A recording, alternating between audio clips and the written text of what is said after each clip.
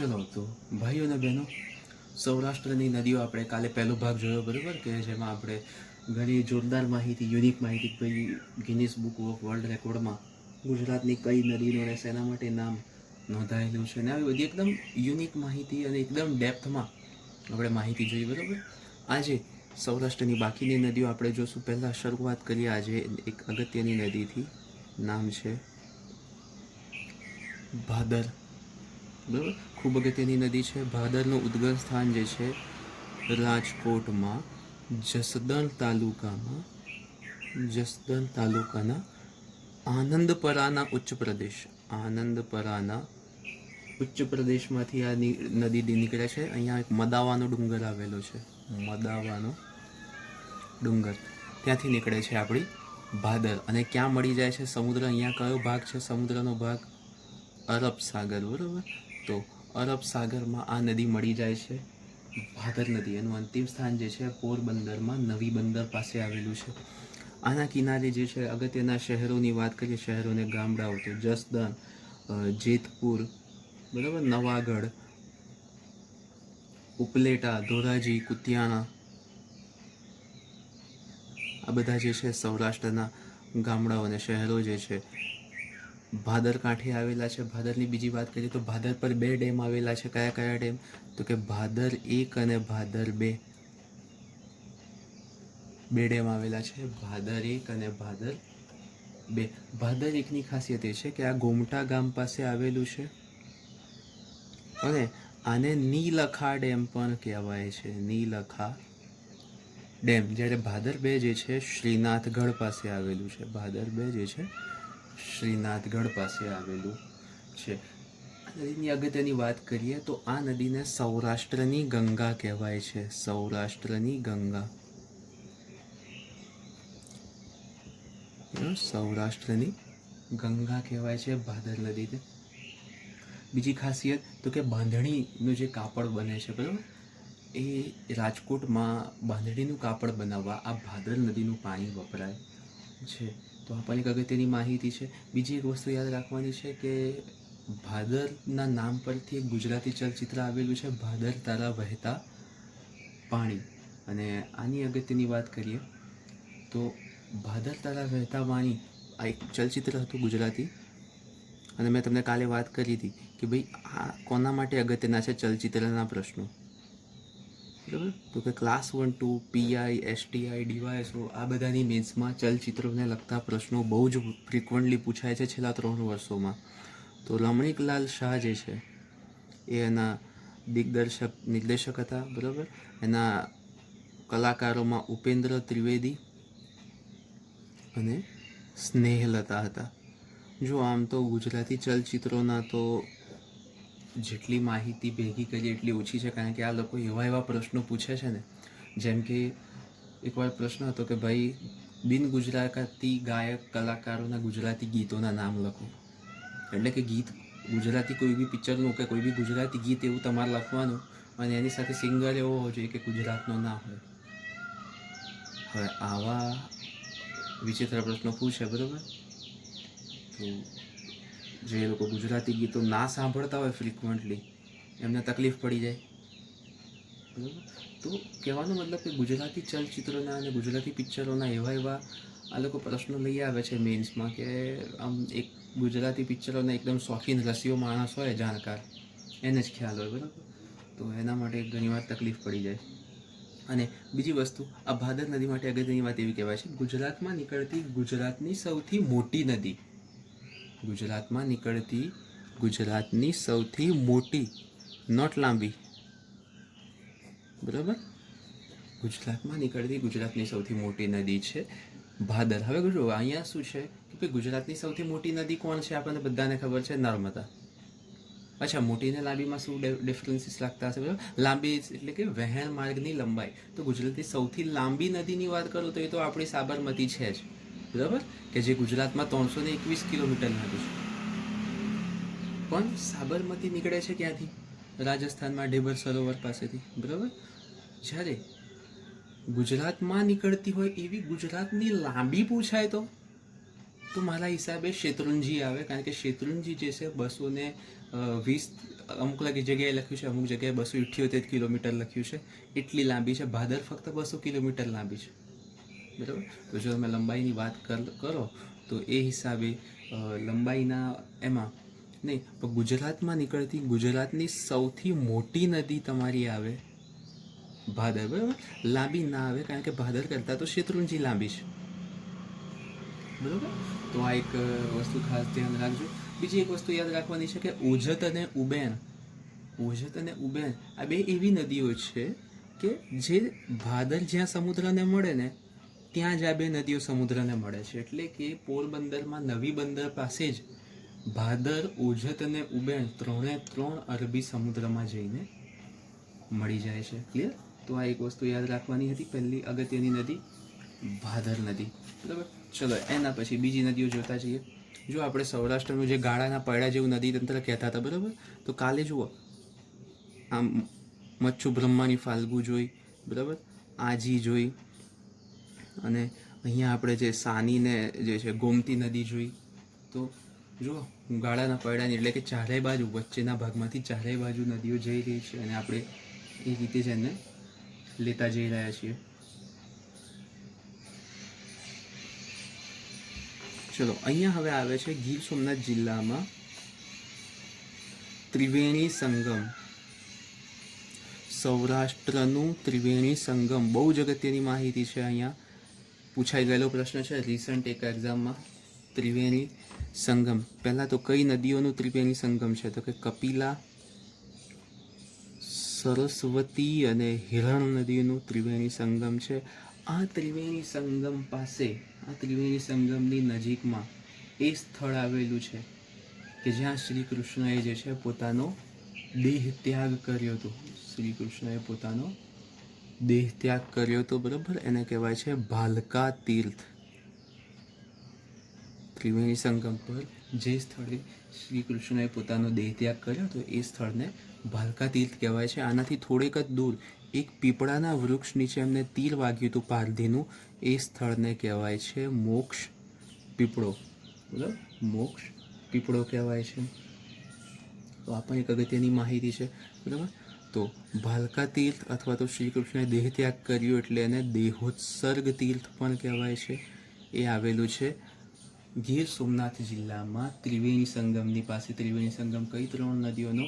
કપિલા, સરસ્વતી અને હિરણ નદીના સંગમનો, બરાબર. આ દેહોત્સર્ગ તીર્થ જે છે ત્યાં શ્રી કૃષ્ણની ચરણ પાદુકા જે છે એટલે કે એમના પગની જે છાપ હોય, બરાબર, અને એ અવેલેબલ છે, એમના પગલાં અવેલેબલ છે કે જ્યાં એમણે ફાઇનલ એમના જે છે એમના દેહ ત્યાગ કર્યો એ વખતના એમના પગલાં આજે પણ અવેલેબલ છે. આ મોક્ષ પીપળો જે છે એવું કહેવાય છે કે છેલ્લા 5000થી પણ વધુ વર્ષથી આમાં જે ભાલકા તીર્થ છે ત્યાં એક પીપળો હજી પણ છે. કે હવે આ કેવું છે કે 5000 વર્ષ જૂનો પીપળો નથી, પણ એવું કહેવાય છે કે એ પીપળો મંદિરમાં જ રહે છે અને એ પીપળો સુકાય ને તો તેની જગ્યાએ બીજો પીપળો ત્યાં જ ઉગી જાય છે એમ. તો છેલ્લા 5000 વર્ષથી એની એ જ જગ્યાએ પીપળો ઉગે જ રાખે છે એમ, કદી સુકાતો નથી. તો આ પણ જે છે ત્યાંની ખાસિયત છે ત્રિવેણી સંગમની. તો કઈ નદીઓનો સંગમ છે? કપિલા, સરસ્વતી અને હિરણ, બરાબર. ચલો આના પછી વાત કરીશું આપણે શેત્રુંજી નદીની. આના પછી વાત કરીશું શેત્રુંજી નદીની. બહુ અગત્યની નદી છે ગુજરાતની કે ગીરની ટેકરીઓમાં ઢૂંઢીના ડુંગરમાંથી નદી નીકળે છે અને ખંભાતના અખાતને મળી જાય છે. ખંભાતના અખાતને આ નદી મળી જાય છે. આના કિનારે જે છે ધારી, પાલીતાણા અને અમરેલી 3 શહેર આવેલા છે. ધારી, પાલીતાણા અને અમરેલી. અને અમરેલી શહેરને પીવાનું પાણી કઈ નદી પૂરી પાડે છે પૂછાય તો આપણે લખવાનું છે શેત્રુંજી, બરાબર. 2 ડેમ આવેલા છે આની ઉપર, ખોડિયાર ડેમ અને રાજસ્થળી ડેમ. ખોડિયાર અને રાજસ્થળી. ખોડિયાર જે છે ધારી પાસે આવેલું છે અને રાજસ્થળી જે છે પાલીતાણા, બરાબર. હવે પાલીતાણાની આપણે ઓલરેડી વાત કરી ગયા છીએ. મંદિરોનું શહેર છે. 863 જૈન મંદિરો અહીંયા આવેલા છે, બરાબર. એ બધી વાત આપણે ડુંગરો વખતે કરી ગયા હતા. અને બીજું શેત્રુંજીના કાંઠે એક અગત્યનું ધાર્મિક સ્થળ આવેલું છે, ગઢધરા ખોડિયાર માતાનું મંદિર. ગઢધરા ખોડિયાર માતાનું મંદિર આવેલું છે. તો આ એક અગત્યનું ધાર્મિક સ્થળ છે કે જે આપણી આ નદીના કાંઠે આવેલું છે. તો યાદ રાખવાની છે માહિતી. હવે નાની નદીઓ છે, ચલો એના પછી ઉપર આવેલી છે કાળુભાર અને ઘેલો, એ બેની વાત કરીએ. બરાબર, તો ઘેલો અને કાળુભાર નાની નદીઓ છે, બહુ કંઈ ખાસ માહિતી એમાં છે નહીં. બરાબર, હવે બધું નાનું બાકી છે તો પતાવી દઈએ. પહેલાં વાત કરીએ ઘેલો નદી. બીજું નામ છે આનું ઉન્મત્ત ગંગા. બરાબર, રાજકોટમાં ફૂલઝરના ઉચ્ચ પ્રદેશમાંથી આ નદી નીકળે છે અને અંતિમ સ્થાન બધીઓનું હવે ફિક્સ. આ ક્યાં છે અંતિમ સ્થાન? બધો ખંભાતનો અખાત. બરાબર, અહીંયા જે તમે ભાવનગરમાં એક સ્થળ છે ગોપનાથ, એનાથી ઉપર જાઓ ને એટલે આખો ખંભાતનો અખાત જ ચાલુ, એનાથી નીચે જાઓ તો અરબ સાગર ચાલુ. બરાબર, જુઓ અહીંયા ભાવનગર ગોપનાથથી તાપી નદી સુધી છે ને બોર્ડર છે ખંભાતના અખાતની, કે એનાથી ઉપર ખંભાતનો અખાત, એનાથી નીચે અરબ સાગર. ક્લિયર? તો બધી નદીઓના અંતિમ સ્થાન ઘેડો, કાળુભાર, સુખભાદર ફિક્સ, બધાના ખંભાતનો અખાત. બરાબર, તો પહેલાં આપણે વાત કરીએ છીએ ઘેલો નદી, ઉન્મત્ત ગંગા એનું બીજું નામ છે. બરાબર, તો ઘેલો નદી જે છે રાજકોટમાં ફૂલઝરના ઉચ્ચ પ્રદેશ પાસેથી નીકળે છે અને મળી જાય છે ખંભાતના અખાતને. બરાબર, આ નદીની બીજી ખાસિયતો જોઈએ તો આના કિનારે નવાગામ, વલભીપુર, ગઢડા અને ઘેલા સોમનાથ આવેલું છે. આ બધા એના કિનારે આવેલા અગત્યના સ્થળો છે. બરાબર, અને આ નદીના કિનારે પ્રાચીન વલ્લભી વિદ્યાપીઠ, જે મૈત્રક વંશનું સામ્રાજ્ય હતું. બરાબર, હ્યુએટ સાંગે પણ મુલાકાત લીધી હતી અને ભારતની પ્રાચીન મહત્વની વિદ્યાપીઠો એટલે કે યુનિવર્સિટીઝમાંથી એક હતી, એ આ નદીના કાંઠે આવેલી હતી. અને ગઢડા જે છે સ્વામિનારાયણ સંપ્રદાયનું તમને બધાને ખ્યાલ હશે અગત્યનું સ્થળ છે અને એવું કહેવાય છે કે સ્વામિનારાયણ ભગવાને જે છે આ નદીમાં ઘણી વખત સ્નાન કર્યું હશે. ગેલો પછી કાળુભાર. પેનને કલર બદલતા રહું છું તો જેનાથી તમને બધી નદીઓના અલગ અલગ માહિતી દેખાય. કાળુભાર નદીની જો વાત કરીએ તો સમઢિયાળા પાસે રાયપુરનો ડુંગર જે છે આનું ઉદ્ગમ સ્થાન છે અને અંતિમ સ્થાન ફિક્સ હવે ખંભાતનો અખાત. બરાબર, અને આના કિનારે જે છે ઉમરાળા અને રતનપુર જેવા શહેરો આવેલા છે. ઉમરાળા અને રતનપુર જેવા ગામો અને શહેરો જે કંઈ પણ હોય એ કાળુભાર નદીના કાંઠે આવેલા છે. બરાબર, આના પછી વાત કરીએ તો સુખભાદર. બરાબર, બધી જ આ રીતે વહેતી પૂર્વ તરફ વહેતી નદીઓ છે. સુખભાદરની વાત કરીએ તો સુરેન્દ્રનગરમાં ચોટીલા પાસે વડીના ડુંગરમાંથી નીકળે છે. અગત્યને યાદ રાખવાનું છે, વડીનો ડુંગર, ત્યાંથી નીકળે છે સુખભાદર અને મળી જાય છે ખંભાતના અખાતમાં. આ નદી અમદાવાદમાંથી પણ પસાર થાય છે. આ વસ્તુ તમારે યાદ રાખવાની છે. હવે લખવાની જગ્યા પેક થઈ ગયેલી છે. બરાબર, તો યાદ રાખવાની છે, વડીના ડુંગરમાંથી પસાર થાય છે. અને બીજી ખાસ વસ્તુ આના કિનારે આવેલું છે ધોલેરા, ધંધુકા અને રાણપુર. આ ધોલેરા જે છે ને ભારતનું પ્રથમ વિશેષ નિવેશ ક્ષેત્ર, વિશેષ રોકાણ ક્ષેત્ર કહી શકો, સ્પેશિયલ ઇન્વેસ્ટમેન્ટ રિજન કહી શકો, એ હતું. અને ભારતનું પ્રથમ પ્રસ્તાવિત સ્માર્ટ સિટી કે જે આખું સ્માર્ટ બનાવવામાં આવશે ધોલેરા શહેર. બરાબર, એવી આની ખાસિયત છે જે તમારે યાદ રાખવાની છે. હવે બરાબર, જગ્યા તો આપણે મેપમાં પેક થઈ ગઈ છે, વાંધો નહીં, નવો નકશો બનાવી દઈએ. વાર કેટલી? ચલો, હવે બે નદીઓની વાત કરવાની છે, છેલ્લી બે બાકી રહી છે, વઢવાણ ભોગાવો અને લીમડી ભોગાવો. ઉપર છે વઢવાણ, નીચે છે લીમડી. બરાબર, લીમડી ગામે ગાડી મળી, બધાને સાંભળેલું હશે. તો પહેલાં વાત કરી, હવે જુઓ અહીંયા એક ભોગાવો નદીમાં એક કોન્ટ્રોવર્સી તો ના કહેવાય, એવું કહેવાય છે કે આ એક જ નદી છે, પણ એને બે ફાંટા પડી જાય છે, બરાબર, ફાંટા પડી જાય છે, અને ઉપરનો ફાંટો વઢવાણ પાસેથી પસાર થાય છે એટલે એને વઢવાણ ભોગાવો કહેવાય છે. નીચેનો ફાંટો જે છે લીમડી પાસેથી પસાર થાય છે એટલે એને લીમડી ભોગાવો કહેવાય છે. આવું કહેવાય છે. તો આના પ્રશ્નો ઘણીવાર એક નદી તરીકે પૂછાય છે, ઘણીવાર બે નદી તરીકે, બરાબર. તો આપણે બંનેની વાત કરી લઈએ. તો પહેલાં વાત કરીએ વઢવાણ ભોગાવો. તો ચોટીલા સુરેન્દ્રનગર પાસે જે છે નવા ગામનો ડુંગર, નવા ગામ પાસે જે છે ડુંગર આવેલો છે, ત્યાંથી નીકળે છે, અને આનું અંતિમ સ્થાન સ્પેશિયલ છે નળ સરોવર. નળ સરોવરમાં મળી જાય છે વઢવાણ ભોગાવો. બે ડેમ આવેલા છે, પ્રશ્ન પૂછાઈ ગયેલો છે, નાયકા ડેમ અને ધોળી ધજા, બે ડેમ આવેલા છે, બરાબર. નાયકા ડેમ જે છે ગૌતમગઢ ગામ પાસે આવેલું છે, અને ધોળી ધજા જે છે સુરેન્દ્રનગરમાં આવેલું છે, બરાબર. તો બે ડેમ ખાસ યાદ રાખવાના છે વઢવાણ ભોગાવોમાં, બરાબર. અને એના કિનારે જે છે ચોટીલા, સાયલા, મૂળી, આ બધા જે છે વઢવાણ તો હોય જ એના કાંઠે આવેલા છે, વઢવાણ ભોગાવના કાંઠે. લીમડી ભોગાવની વાત કરીએ તો ચોટીલા પાસે જ ભીમોરાનો ડુંગર એનું ઉદ્ગમ સ્થાન છે, ભીમોરાનો ડુંગર એનું ઉદ્ગમ સ્થાન છે. અને અંતિમ સ્થાન આ નદી જે છે સાબરમતીને મળી જાય છે, સાબરમતીને નદીને મળી જાય છે, એમાં ભળી જાય છે લીમડી ભોગાવો, બરાબર. અને આની ઉપર એક ડેમ આવેલો છે થોરિયાડી ડેમ આવેલો છે લીમડી ભોગાવો પર, બરાબર. સાયલા તાલુકાની અંદર આવેલો છે લીમડી ભોગાવો પર.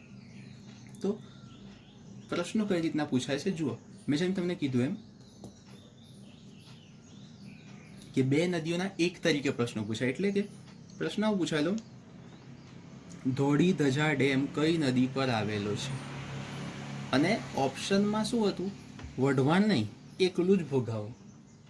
એટલે કે વઢવાણ કે લીમડી માહિતી બંનેમાંથી કોઈ એક નહીં હોય, પૂછાય એકલી ભોગાવો તરીકે, તો પણ તમારે યાદ રાખવાની છે, બરાબર. પણ આપણે અલગ અલગ જ યાદ રાખો, વઢવાણ લીમડી અલગ અલગ ઓપ્શન ના હોય ને એકલું ભોગાવો હોય તો ઓર સહેલો થઈ જાય, બરાબર, કે આપણે તો ભોગાવો જ ટીક કરવાનું છે. તો આ એક ખાસ માહિતી હતી વઢવાણ અને લીમડી ભોગાવને લગતી. હવે સૌરાષ્ટ્રની નદીઓની એવી માહિતી કે જે આપણે અલગ અલગ નદી તરીકે કદાચ જોઈ ન હોય, બરાબર, પણ આપણે અગત્યની હોય, જેમ કે સ્વામી દયાનંદ સરસ્વતીની જન્મભૂમિ ટંકારા, મોરબીમાં આવેલી ટંકારા, બરાબર, કઈ નદીના કાંઠે આવેલું છે, તો કે ડેમી નદીના કાંઠે આવેલું છે સ્વામી દયાનંદ સરસ્વતીની જન્મભૂમિ ટંકારા, બરાબર. ઉમરાળા જે છે એની લોકમાતા એક નદીને કહેવાય છે. કઈ નદીને ઉમરાળાની લોકમાતા કહેવાય છે, તો રંઘોળી નદીને, બરાબર. આ સૌરાષ્ટ્રની નદીઓની એવી માહિતી છે કે જે આપણે ડિફરન્ટ નદી તરીકે ના જોઈ હોય, પણ એમની માહિતી અગત્યની હોય. પછી એક વાર માહિતી અગત્યની છે કે સૌરાષ્ટ્રમાં દ્રોણેશ્વર મહાદેવનું જે મંદિર આવેલું છે, દ્રોણેશ્વર મહાદેવનું મંદિર આવેલું છે, એ ક્યાં આવેલું છે, કઈ નદીના કાંઠે આવેલું છે, તો મચ્છુંદ્રી નદીના કાંઠે આવેલું છે દ્રોણેશ્વર મહાદેવનું મંદિર, બરાબર. પછી આપણું એક ફેમસ અને ફેવરેટ ટાપુ છે દીવ, બરાબર. તો દીવને પીવાનું પાણી કોણ પૂરું પાડે છે, બરાબર. આ બહુ અગત્યનો પ્રશ્ન છે. રાવલ નદી, બરાબર. તો દીવમાં જો કદી કોઈને ભૂલથી પાણી પીવાની ઈચ્છા થઈ જાય તો એ પૂરું પાડે છે રાવલ નદી, બરાબર. આપણા ગુજરાતી દીવ જાય તો પાણી તો પીવે નહીં, એટલે આવી માહિતી ખ્યાલ ના હોય, પણ ત્યાંના લોકો તો પીતા હશે કદાચ, બરાબર. આના પછી એક ઓર નદી છે રાવલ નદી. કેમ અગત્યની છે રાવલ નદી, તો કે આ નદી જે છે એને ઝવેરચંદ મેઘાણીએ, બરાબર, આ જ રાવલ નદીને ઝવેરચંદ મેઘાણીએ અબોલા રાણીની ઉપમા આપી હતી, બરાબર. હવે કારણ શું હોય, ઝવેરચંદ મેઘાણી સાહેબ જાણે, આપણને એટલું ખબર કે એમાં આ નદીને અબોલા રાણીની ઉપમા આપી. એટલે કે રાવલ નદી જે છે દીવને પીવાનું પાણી પૂરું પાડે છે, એને ઝવેરચંદ મેઘાણીએ અબોલા રાણીની ઉપમા આપેલી છે, બરાબર. તો આ બધી કેવી માહિતી હતી સૌરાષ્ટ્રની નદીઓની કે ભાઈ આપણે રૂટીન એક નદીઓના એમની ઇન્ડિવિજ્યુઅલ નદીઓની વાત કરતા હોય ત્યારે આ બધી માહિતી રહી જતી હોય. અને આપણો તો તમને કીધેલું છે કે ભાઈ કોઈ બી તમને XYZ જગ્યાએ માહિતી મળે એના કરતાં મેક્સિમમ માહિતી આપવાની છે મારે તમને, બરાબર. અને એ આપી જ રહ્યા છીએ, બરાબર. તો આશા રાખું છું તમને બધાને સારું લાગ્યું હશે. આજના લેક્ચરમાં ઘણું નવું જાણવા મળ્યું હશે. લાઇક શેર સબસ્ક્રાઈબ કરતા રહેજો. કોમેન્ટમાં જણાવજો તમારો જે કંઈ પણ અભિપ્રાય હોય, બરાબર. આપણે એના પર કામ કરીશું અને મળીએ કાલે એક નવા વિડીયો સાથે.